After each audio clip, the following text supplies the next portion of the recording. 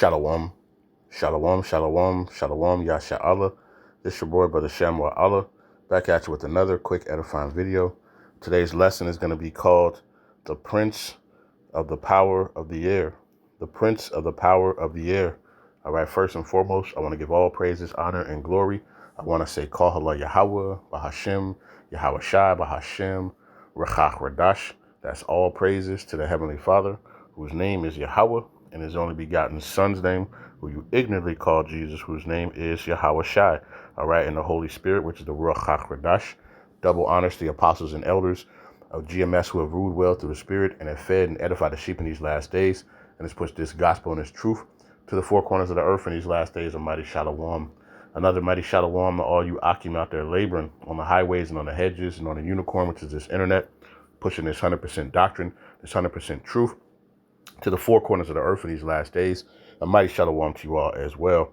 Like I said, today's lesson is going to be called The Prince of the Power of the Air. All right, and this comes from an article that I found a few days ago from dailymail.com. It says, secret weather program allegedly exposes Babylonians to toxic chemicals. It says a longtime geoengineering activist has warned that a secret weather control program is exposing Babylonians to toxic chemicals and dangerous ultraviolet radiation. It says Dan Wigington, founder of Geoengineering Watch, argued that the government and the military have been dispersing chemicals into the atmosphere for decades to hide the true severity of climate change. It says he outlined the theory to dailymail.com, claiming aircraft began releasing aluminum-based particles shortly after World War I, or the Second Woe. It says Winnington maintains that $100,000 flying lab he commissioned detected aluminum nanoparticles in aircraft emissions, though the results have never been independently verified. It says among his most alarming assertions was that UVC radiation, the most dangerous form of ultraviolet light and normally blocked entirely by the Earth's atmosphere, is now reaching the surface. He said signs of extreme UV exposure can be seen in nearby forests where sunlight appears to burn the outer layers of trees. No peer-reviewed data confirms that UVC is reaching ground level. It says the claims tie into a long-running chemtrail conspiracy theory, which holds that the government has been spraying dangerous chemicals from commercial airliners to control the weather or influence public health. It says the vast majority of scientists and the U.S. government have repeatedly said that the theory is false, noting that most trails in the sky are ordinary condensation trails or contrails formed when water vapor from aircraft exhaust freezes into icy crystals at high altitudes. And it's crazy, just thinking about it, during the shutdown, and you didn't see none of that. You saw planes flying, and you didn't see none of that, And then as soon as this place opened up again, then you start seeing them again. So it says, despite widespread scientific pushback, the idea has gained traction among some political figures, including Health and Human Service Secretary Robert F. Kennedy and Rep. Marjorie Taylor Greene. It says Washington, a former energy sector employee who now manages a wildlife preserve near Lake Shasta, says his activism began after detecting unusually high aluminum levels in local rainwater. He believes passing jets are part of decades-long weather modification campaign designed to obscure rapidly worsening climate conditions. The activist frequently cited archival footage of B-17 bombers whose vapor trails appear to switch on and off.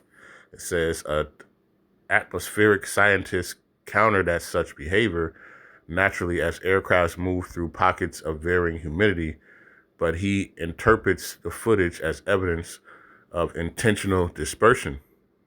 Um, Historical political statements also serve as support for his claim.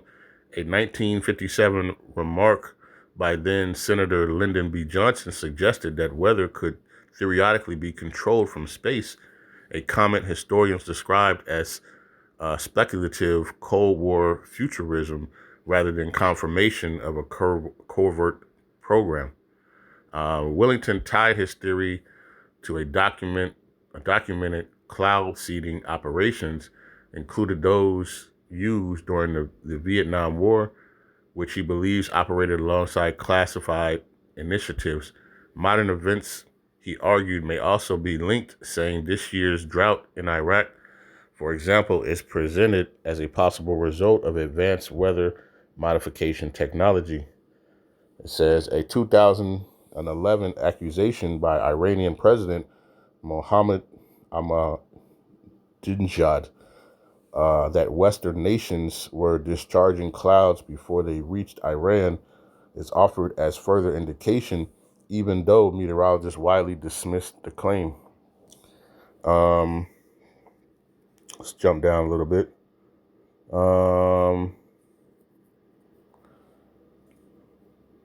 let's read. It says the activist said early climate engineering efforts temporarily flattened global warming trends, but are now accelerating environmental decline. Alleged concealment of Arctic temperature extremes, Winnington suggested, is meant to confuse and divide the public. Scientists maintain that Arctic data is fully transparent and shows no signs of tampering.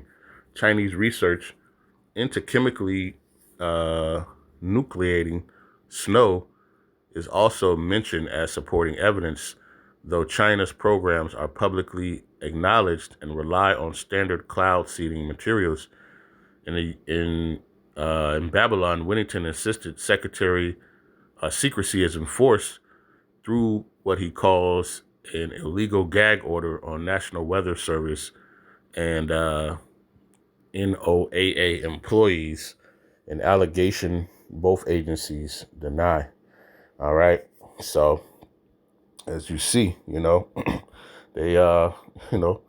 blowing the whistles amongst themselves. All right. But these are things that we've been seeing. All right.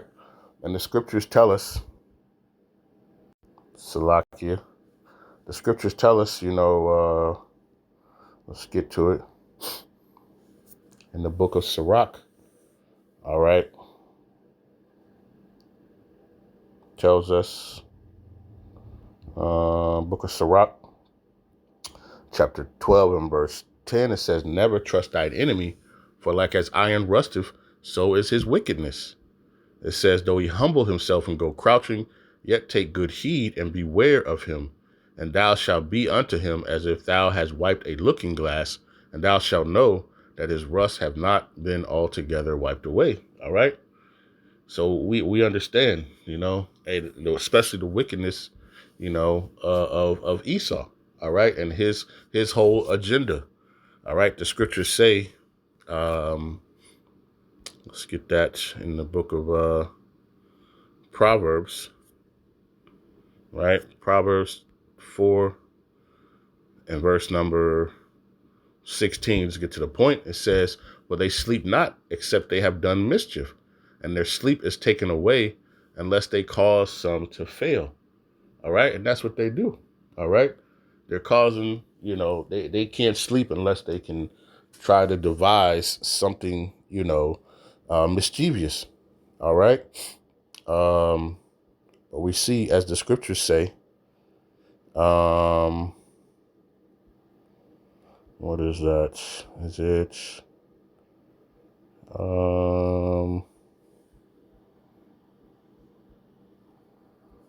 might be 60, Slovakia. Just trying to find it real quick. There we go. This is Psalms chapter 64 and verse number 8. It says, so they shall make their own tongue fall upon themselves. All that see them shall flee away. All right.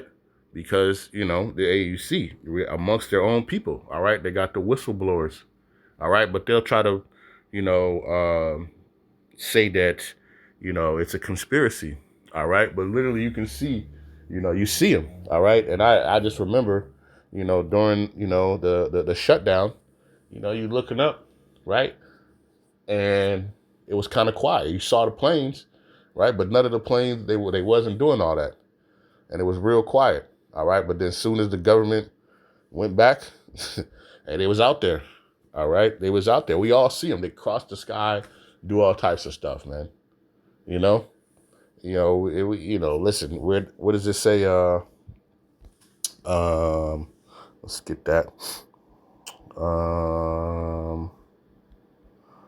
Corinthians 2 Corinthians chapter 2 and verse 11. It says, lest Satan should get an advantage of us, for we are not ignorant of his devices. Okay? We're not ignorant of his devices, right? The scriptures say in Ephesians 2 and 2, it says, wherein in time past ye walked according to the course of this world, according to the prince of the power of the air. All right? It says the spirit that now worketh in the children of disobedience. Okay? So, it's the prince of the power of the air. All right? And the scriptures say, in the book of Job, right? Job chapter 9 and verse number 24 says the earth is given into the hand of the wicked. All right? And what do? Right? They do wickedness. All right? So, you can't put it far-fetched from, from this devil, man. All right? Because that's what he's known to do. Okay? And he can't sleep unless he does that. Right? That's his whole nature at the end of the day. So it says the earth is given into the hand of the wicked. He covered the faces of the judges thereof. If not, where and who is he? Okay? And we know everything he always is scheming. All right? I've been bringing us out the last couple of days, but, he does it simply because it's in his power to do it. All right? It says, Micah chapter 2, verse 1, it says, woe to them that devise iniquity and work evil upon their beds. It says, when the morning is light, they practice it because it is in the power of their hand. All right? So why do they want to, you'd ask your question, well, why would they want to do that? Because it's in the power of because they want to do it. Because they are the devil that the Bible speaks of. They are the wicked that the scriptures talk about. All right? Esau, Edom, starting with those top banking families on down. All right? And these are the schemes and the things that they do. All right?